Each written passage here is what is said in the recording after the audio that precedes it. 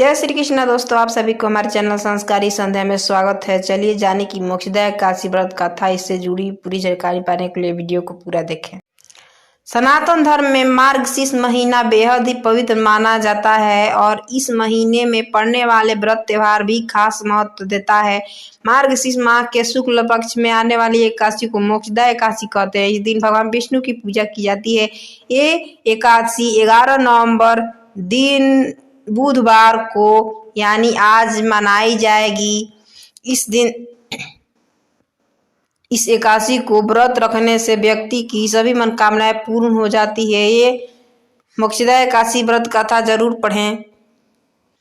एक बार की बात है, गोकुल नाम के नगर में वैखानस नामक राजा राज करता था। उसके राज में वेदों के ज्ञाता ब्राह्मण रहा करते थे। वहाँ राजा अपनी प्रजा का अच्छे से पालन करता था। एक बार रात में राजा ने सपने में देखा कि उनके पिता नरक में कष्ट भोग रहे हैं, जिससे उनका बड़ा आश्चर्य हुआ। राजा ने प्रातःकाल अपने राज्य के विद्वान ब्राह्मणों को इस सपने के बारे में बताया और कहा, मैंने अपने पिता को नरक में कष्ट उठाते देखा है। पिता ने मुझे कहा कि हे पुत्र, मैं नरक में कष्ट भोग रहा हूँ, यहाँ से मुझे मुक्त कराओ। जब से मैंने ये सपना देखा है तब से मेरे चित्त में बड़ी अशांति हो रही है।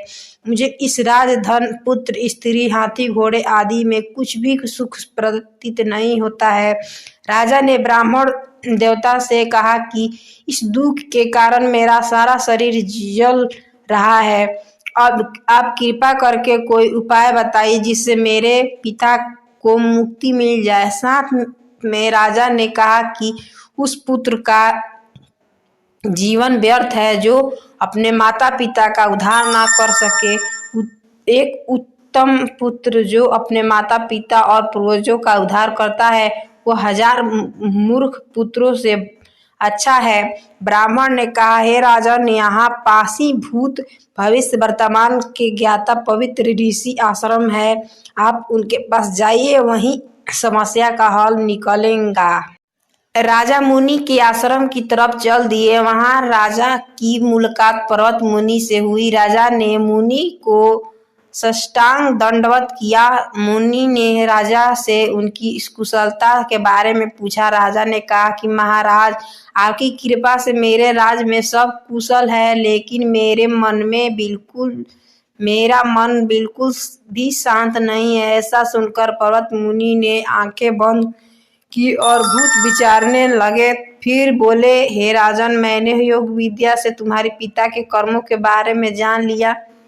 उन्होंने पूर्व जन्म में कामातुर होकर एक पत्नी को रति दी, किंतु सौत के कहने पर दूसरे पत्नी की ऋतुदान मांगने पर भी नहीं दिया। उसी पाप के कारण उन्हें नरक में जाना पड़ा। तब राजा ने पिता को नरक से मुक्ति दिलाने का उपाय पूछा। मुनि बोले, हे राजन, आप मार्गशीर्ष के एकादशी का उपवास करें और उस उपवास का सारा पुण्य अपने पिता को दे दें।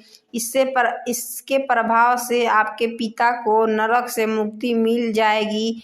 मुनि का ये वचन सुनकर राजा महल में आए और मुनि के कहने उन्हें मोक्षदायक एकादशी का व्रत किया। इस व्रत के प्रभाव से उनके पिता को मुक्ति मिल गई और स्वर्ग में जाते हुए वे पुत्र से कहने लगे, हे पुत्र, तेरा कल्याण हो। कहते हुए मार्गशीर्ष मास के शुक्ल पक्ष को मोक्षदायक एकादशी का जो व्रत करते हैं उनका सभी पाप नष्ट हो जाते हैं।